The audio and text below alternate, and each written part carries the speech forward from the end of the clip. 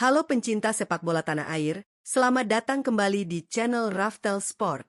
Laga pembuktian sejati bagi skuad Garuda sudah di depan mata.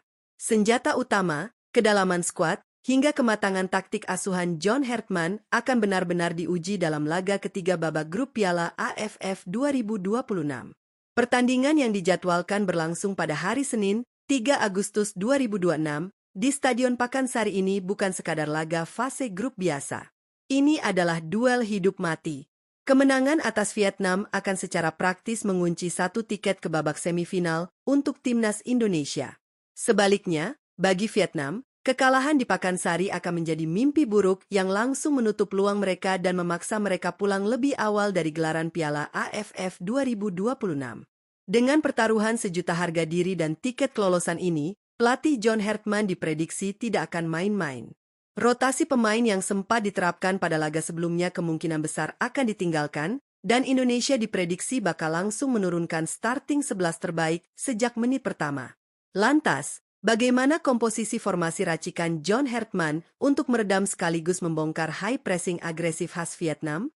Mari kita bahas secara mendalam potensi starting 11 timnas Indonesia versi Raftel Sport.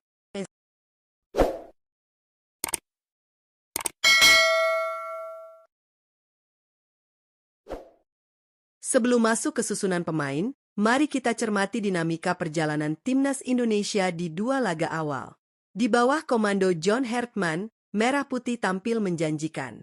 Setelah melalui laga perdana yang sengit menghadapi Kamboja dan melakukan manajemen rotasi saat membungkam Timor Leste di laga kedua, kini kebugaran para pemain inti berada pada tingkat yang sangat ideal. Namun, Vietnam adalah ujian dengan level kompetisi yang berbeda.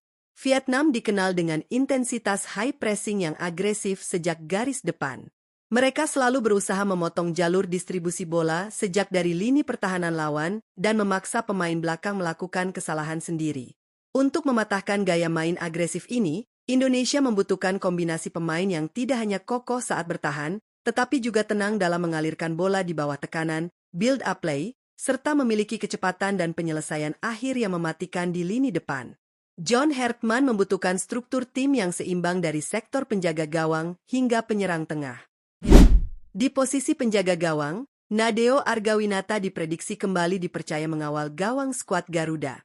Nadeo tampil penuh dan solid pada laga pertama saat Indonesia menghadapi Kamboja. Pada laga kedua melawan Timor Leste, John Hartman sengaja mengistirahatkannya demi menjaga kondisi fisik sang kiper utama agar tetap bugar 100% menghadapi Vietnam. Pengalaman, refleks di garis gawang, serta kemampuan komando pertahanan yang dimiliki Nadeo akan sangat krusial untuk mengantisipasi bola-bola mati maupun gempuran balik dari Vietnam.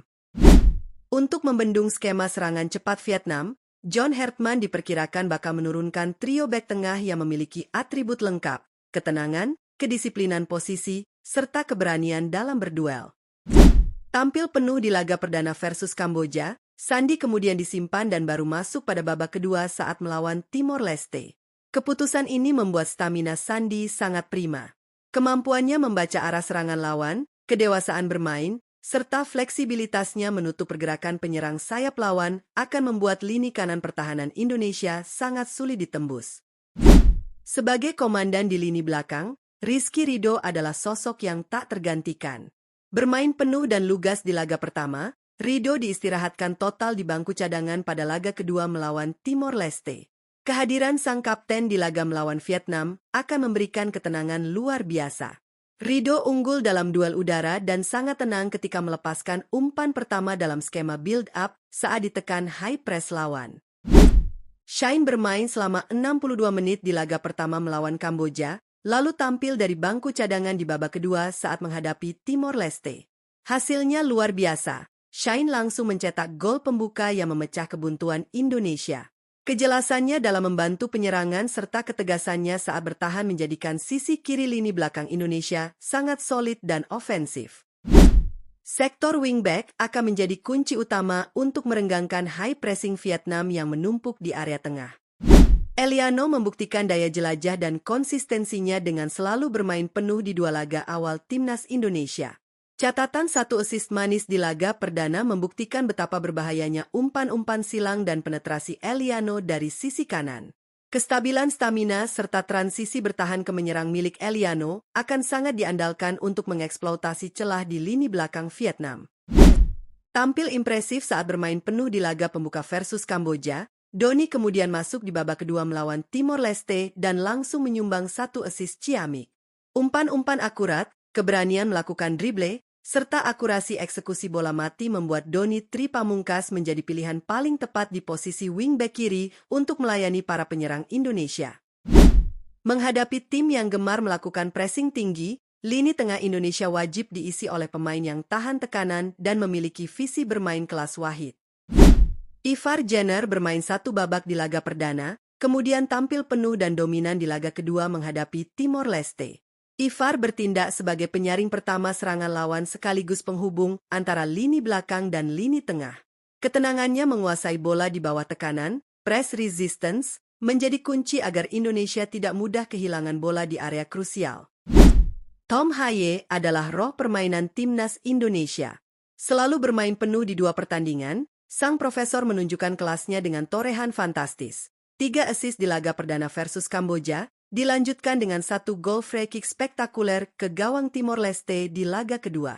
Visi umpan terobosan Tom Haye akan menjadi senjata paling mematikan untuk membongkar barisan pertahanan Vietnam yang sering meninggalkan ruang kosong di belakang garis pressing mereka. Ini dia lini yang paling ditunggu-tunggu oleh seluruh pendukung timnas Indonesia. Kombinasi ketajaman dan kreativitas di lini depan diprediksi bakal langsung meledak sejak menit awal. Masuk sebagai tenaga pembeda di awal babak kedua pada laga pertama maupun laga kedua, Egy membuktikan bahwa kondisinya sangat segar dan siap tampil sejak menit awal. Kelincahan Egy dalam melakukan inside cut serta keberaniannya melakukan duel 1 lawan 1 di area penalti akan memaksa bek kiri Vietnam bekerja ekstra keras.